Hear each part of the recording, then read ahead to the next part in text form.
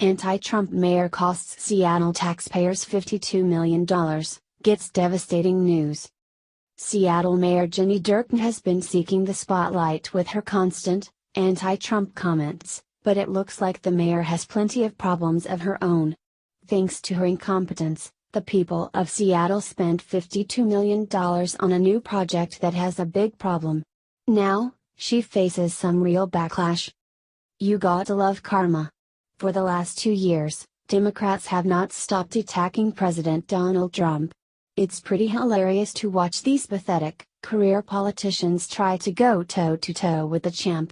Few of them can really stand up to his powerful rhetoric.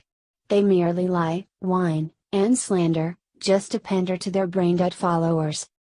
Liberal leaders across the country have taken their hatred for the president even farther. Numerous mayors and a few governors have defied the federal government to protect illegal aliens. These con artists believe their residents want them to protect the very people who endanger their lives. Local law enforcement is forbidden to hand over dangerous criminals for deportation. Sanctuary policies put criminals back on the streets.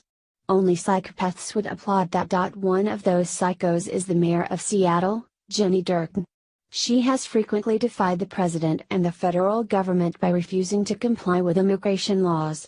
It seems Durkan wants criminal aliens who rob, murder, and rape free to roam the streets. All the hard-working families in Seattle. Yeah, they're on their own. Durkan, like a good Democrat, has even tried to use her gender as a chip against the president. Because we all know that being a female mayor is more important than being a good mayor, at least to the social justice warriors on the left. But perhaps Mayor Durkan should spend more time taking care of Seattle, instead of virtue signaling online. A major project to expand the city's streetcars has just blown up in her face. She spent $52 million of the city's money for new streetcars that won't even work. Now, it will take even more money to correct the error. Looks like good old liberal incompetence strikes again. Here's a news flash, Durkan, you should have ordered a review before you spent $52 million on those streetcars. What kind of an idiot would blow through that much of the taxpayers' money on something they weren't sure would work? This is amateur.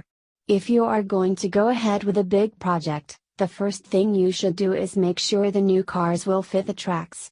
Are you really the stupid, Durkan? Or is everyone that works for you completely incompetent? Or maybe you knew this would happen, but did it anyway. Gotta spend that tax money on something, right? Perhaps this was all a money laundering scheme, a way to funnel big bucks to your buddies in the labor union? Only to come back to Seattle residents and demand more money. I wouldn't put that past a Democrat. You know who wouldn't waste over $50 million on a bad project? Donald Trump, the man you spent copious amounts of time bashing. He has experience getting projects done on time and under budget. And he's the one person in Washington that actually cares about American citizens. Unlike you, Durkan, who doesn't mind burning through taxpayer cash on a project that will never get done. But it's okay, your corrupt party will have your back. Because you keep insulting the POTUS. Pathetic, Durkan. You say you care about real public safety threats, then you wax on and on about climate change? At a time when the vast majority of Americans don't even care about climate change?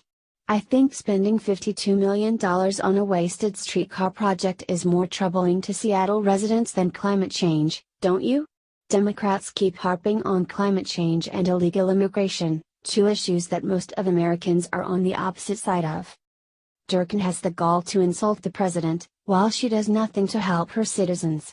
That's classic Democrats.